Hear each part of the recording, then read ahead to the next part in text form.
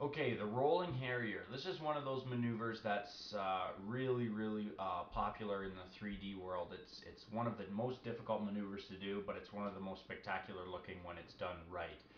In order to do this maneuver, you need to be able to do a number of things really well. The first is you need to be able to fly knife edge. Incredibly comfortable. You need to be able to fly knife edge circuits. If your airplane can do it, knife edge loops, just about everything knife edge you can think of, and not with the canopy always facing. You need to be comfortable with belly facing as well, both directions turning towards yourself.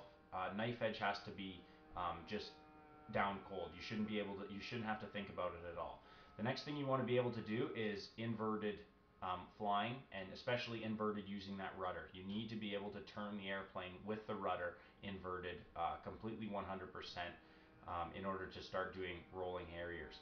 The next thing that you're going to want to be able to do is slow rolls. You're going to need to be able to fly slow rolls using all of your corrections to keep the airplane flying straight. You're also probably going to want to be able to do rolling circles. So flying the airplane, doesn't matter your rolling speed, but you're going to want to be able to turn the airplane, controlling the airplane. You can see I'm turning it outside of the turn, turning it into the turn. You're going to want to be able to do all of these things down cold before you start a rolling Harrier.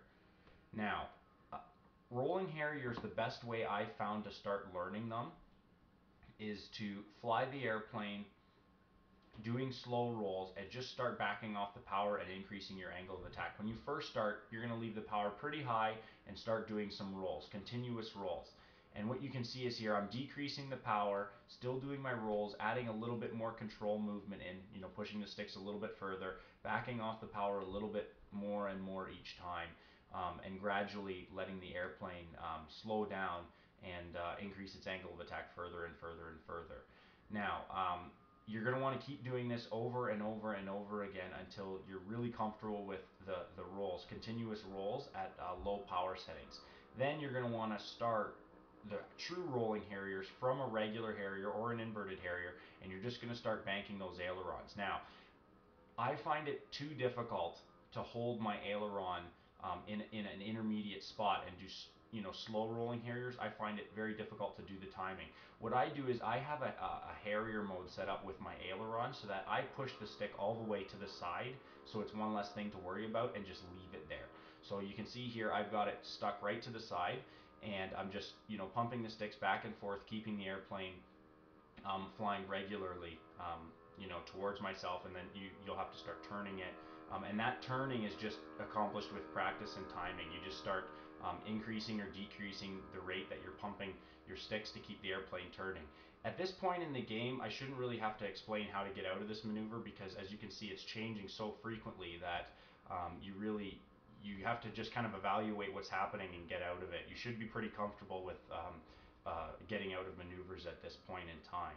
Now, if you find your roll rates too fast, you can do two things. You can either back off the amount of aileron you give in the turn, or you can get the angle of attack higher. You see here it's rolling pretty quickly. If I start pumping the sticks and getting the airplane up into a higher degree of alpha, I'm almost not moving forward anymore, and the airplane does slow down in the speed that it rolls. That was a better example there. But you can see if you get it spinning too slow, it's gonna actually just kind of corkscrew up, and it'll just start basically going into a hover, because you have no more forward speed anymore to kind of carry it through. So you have to. It's a play game.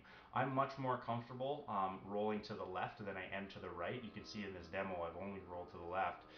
Right is a little bit harder for me, so I have to keep practicing that. That's one of the things I've got to do myself personally, and you'll find one way is easier than the other. So in flight, you can change it up and go one way or the other, and you can see it if you get low, especially on the simulator, it's very easy for things to go wrong because you're moving so often.